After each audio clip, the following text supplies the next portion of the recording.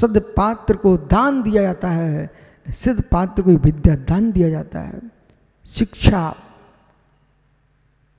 समृद्धि का प्रतीक है, शिक्षा समृद्धि का प्रतीक है। बालकों देखो मेरी तरफ, बेटा घर के द्वार पर कचरा पड़ा है, एक एक बात समझना, घर के द्वार पर कचरा पड़ा है तो आप इतने तो ज्ञानी हो चुके हो बेटा, घर के द्वार पर कचरा पड़ा है इसका मतलब क्या हुआ?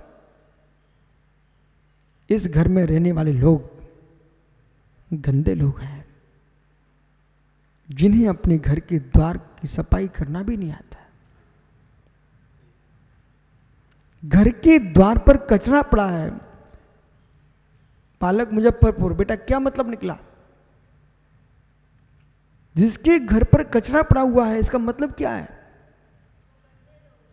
गंदे लोग हैं। ठीक कह रहा है। जिसके घर पर कचरा पड़ा है उसके वे लोग ऋतिक कैसे गंदे लोग रह रहे हैं, मतलब कबूतर स्वामी लोग हैं। कबूतर वहीं रहता है, वहीं मल छोड़ता रहता है, गुटरगू करता रहता है।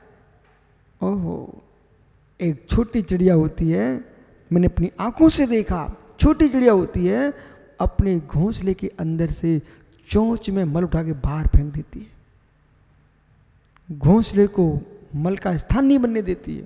इतनी समझदार चिड़िया है। वो कबूतर वहीं सब कुछ करता रहता है।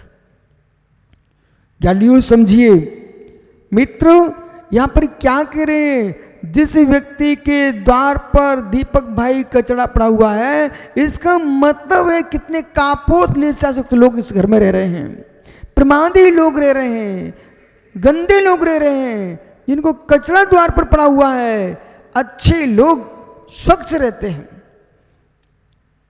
कमरे को ही स्वच्छ बात नहीं करते हैं, अपने भावों को भी स्वच्छ रखते हैं। बेटा फिर से कहना, जिसके द्वार पर कचरा है उसके अंदर लोग कैसे हैं? हो पंकज पुत्र, बेटा पैर दर्द ना कर तो नीचे बैठ जा।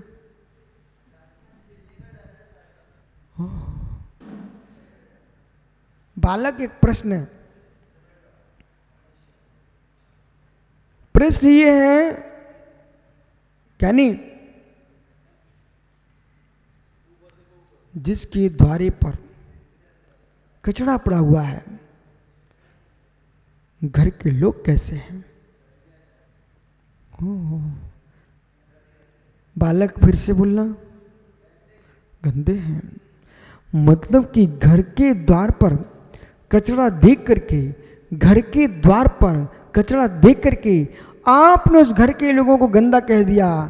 बेटा घर के द्वार पर कचरा देख करके पूरे घर के लोग तुझे गंदे दिख रहे हैं। हे ज्ञानी, जब घर के द्वार पर कचरा दिखा तो गंदे लोग हैं। और मित्र, जिसके मुख पर कचरा पड़ा हो वो कैसा आदमी है?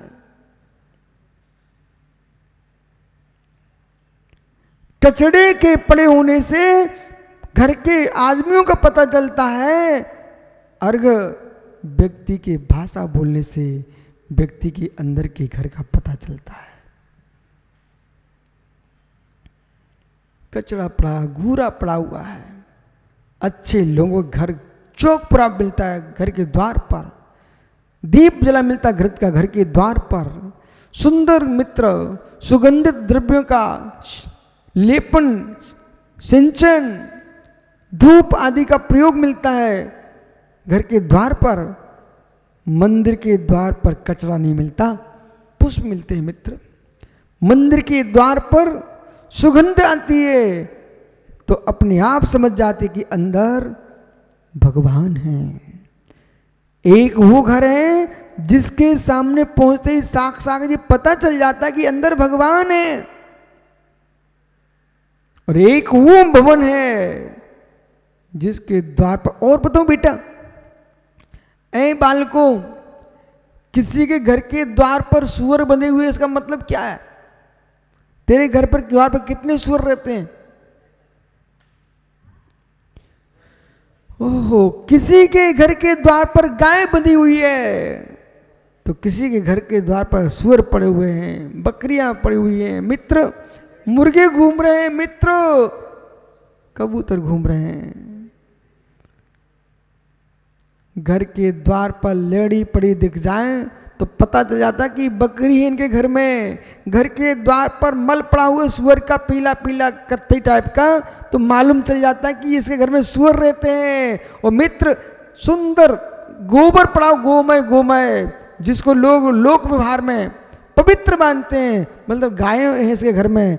घर के द्वार पर पड़े कचड़े को देख करके पता चलता है क्या है मित्र, गाय वाले घर में गोबर पड़ा मिलेगा, पर सुअर के जिस घर में पलते उसके घर में तो सुअर का ही बोध होगा। जहां मंदिर होता है मित्र वहां सुगंध आती दिखती, बोध होता है कि ये मंदिर है। ऐसे पीयूष किसी से मत पूछना, घर का द्वार देख लेना। घर का द्वार देखने से बोध हो जाता है, घर का द्वार देखने से ऐसे व्यक्ति की भाषा देख करके बोध हो जाता है कि शिक्षक है कि अशिक्षक है।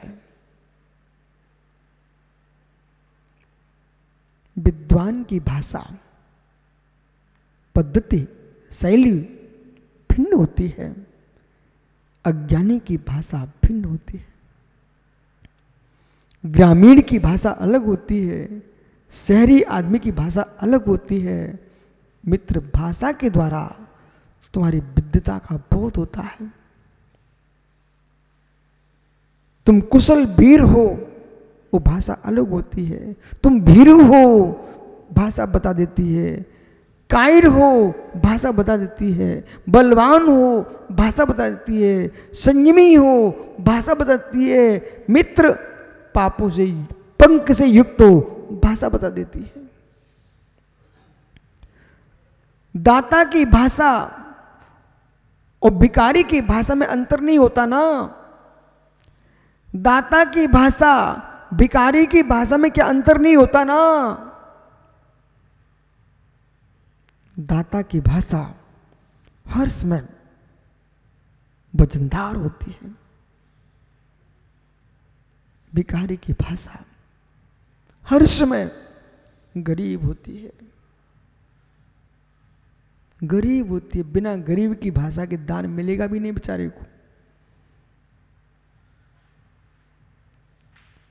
गरीब होती है, मांगने वाला तो गरीब होता ही है। मांगने वाला गरीब होता है। आंसू बासु से पूछना, बेटा जिसको तंबाकू खाने की आदत है कितना दरिद्री होता है। अरबपति खरबपति क्यों ना हो, जब उसकी जेब तंबाकू से खाली होती है तो सामने वाले से हाथ करता है क्या, दो जरा। ओ हो तंबाकू मांगने वाली दरिद्री जितनी बिसनी है, कभी ना कभी उनको बिसन की आदत होती है और सामग्री नहीं होती है तो भीख ही मांगते हैं। शब्द विष्णु के बिस्नी मत बनो। बिस्नी ही बनना तुमको पसंद है ना, तो विद्या बिस्नी बनो। सम्यक विद्या का अभ्यास करो। समान सोच के लोगों का मिलना और विद्या बिस्नी होना, ऐसे लोगों का मिलना, ये बड़ी तपस्या का फल है। बहुत बड़ी तपस्या का फल है। जहां देखो वहां श्रुत की बातें चल रही हो, जहां देखो वहां तत्व की बातें चल रही हो, हर व्यक्ति को जिज्ञासा भरी हो तत्व की, ये मित्र बनने वाले सर्वा सिद्धि के देव हैं। जहां 33 सागर तक तत्व की चर्चा चलती है।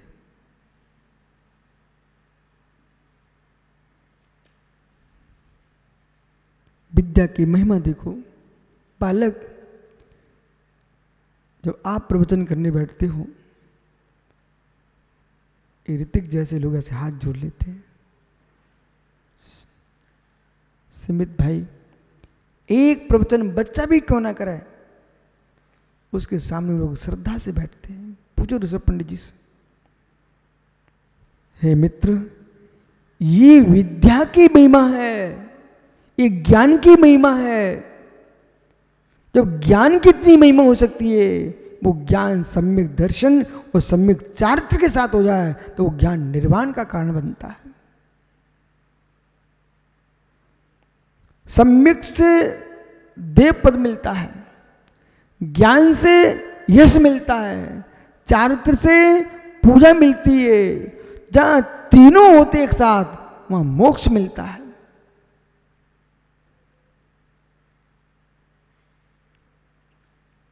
इसलिए विद्या के अभ्यास के लिए जीवन में कहीं वृद्ध मत होना। विद्या के अभ्यास के लिए जीवन में कहीं वृद्ध मत होना। जब जब जीवन का कोई भी पल हो, कोई क्षण हो, कितनी उम्र हो, लेकिन विद्या का अभ्यास कर ही लेना चाहिए। इस भव में यश देगी, पर भव में सुख देगी शिक्षा।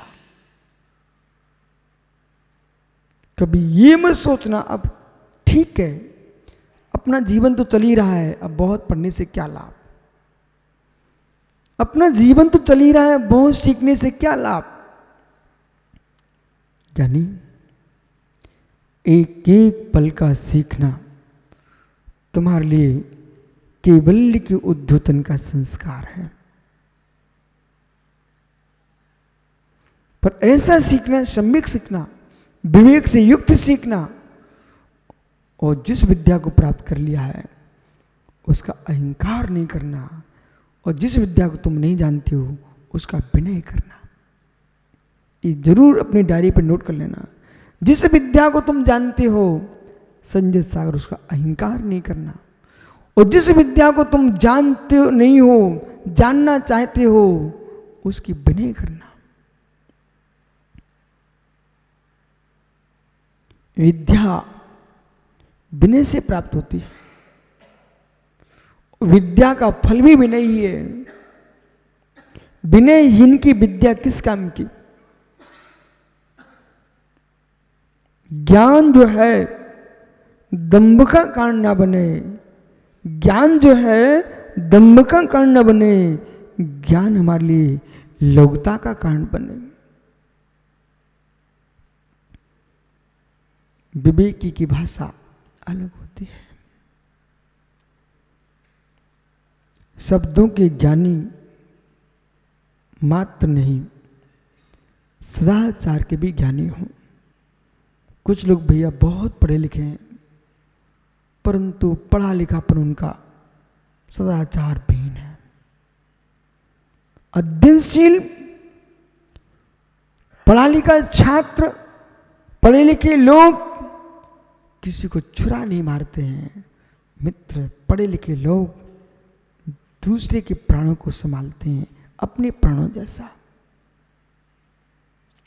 पढ़े लिखे राम थे, गिद्ध को भी उठा लिया, अपनी गोद में रख लिया। ये पढ़े लिखे लोग थे। वे पढ़े लिखे लोग नहीं है, तीर तमंचा लेकर के लोगों को मार के फेंकते हैं। वे काय के पढ़े, अनपढ़ लोग हैं, गमारू लोग हैं। यानी चाहे तुम अस्त्र शस्त्र के तमंचे मारो, चाहे तुम अपनी भाषा के तमंचे मारो, ज्ञानी पुरुष हर समय पुष्प बिखेरता है।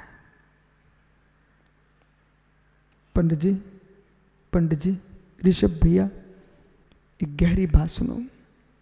पंडित, विश्वास मानना। जितनी सभा में हमारे सदस्य बैठे हुए हैं, इन सबसे एक एक से पूछना।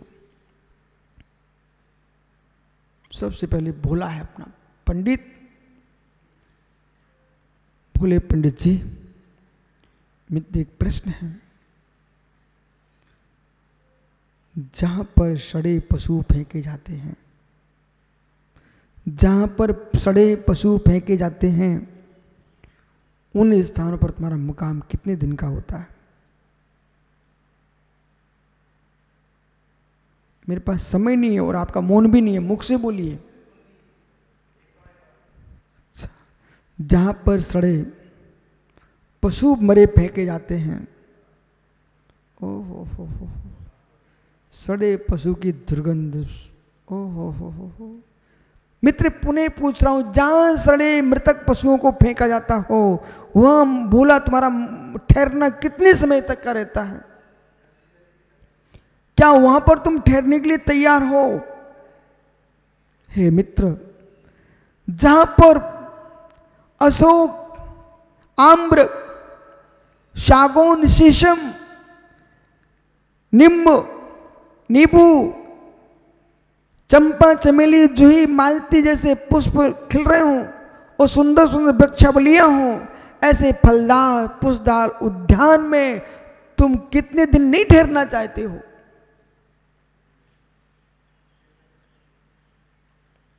ओहो, सुगंधित बगीचे में हर व्यक्ति निवास करना चाहता है, दुर्गंध से हर व्यक्ति भागना चाहता है।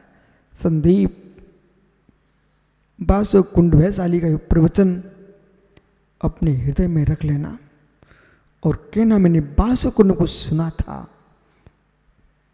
देखो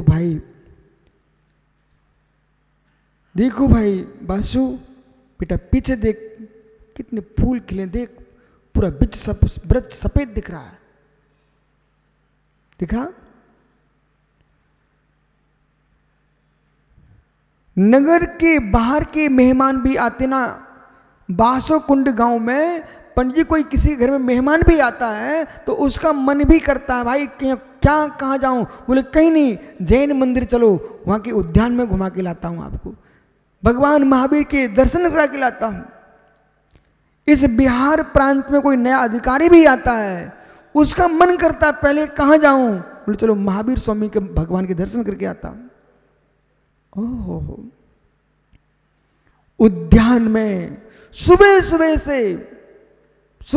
से ऋषभ को मैंने घूमते देखा है। मित्र, सुबह से जहां सड़े सड़ाए पशु पड़े हुए हैं, क्या तरुण वहां घूमने जाओगे क्या? जहां पुष्पों की सुगंध बिखर रही है, ज्ञानियों, हर व्यक्ति चाहे पशु हो, पक्षी हो, मनुष्य हो, दुर्गंध से दूर भाग जाता है। हर व्यक्ति पुष्पित फलित स्थानों को ही पसंद करता है।